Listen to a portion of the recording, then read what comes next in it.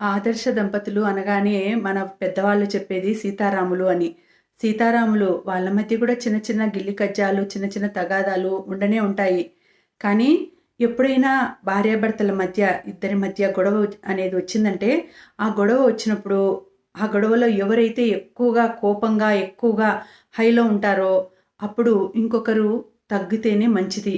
ఇద్దరూ ఒకరికి మించి ఒకరు గొడవపడి పెరిగే కొద్దీ, ఆ గొడవ పెరిగే కొద్దీ అది తెగిపోయే స్టేజ్‌కొచ్చేస్తుంది కాబట్టి, ఒకరు ఎక్కువగా కోపంలో ఉన్నప్పుడు, ఒకరు తగ్గిపోవడమే మంచిది. కొద్దిగా అడ్జస్ట్ అవ్వడం వలన ఏమి మనకు మించిపోయేది లేదు, తగ్గిపోయేది లేదు. కాబట్టి భర్త కోపంగా ఉన్నప్పుడు భార్య కొంచెం తగ్గి, సరే ఓకే అనేస్తే అయిపోతుంది. అదే భార్య కోపంగా ఉన్నప్పుడు భర్త కూడా ఓకే సరేలే చూద్దాంలే అనేసి తగ్గిపోతే ఆ గొడవలు సమసిపోతాయి. అన్యోన్యంగా ఉండొచ్చు.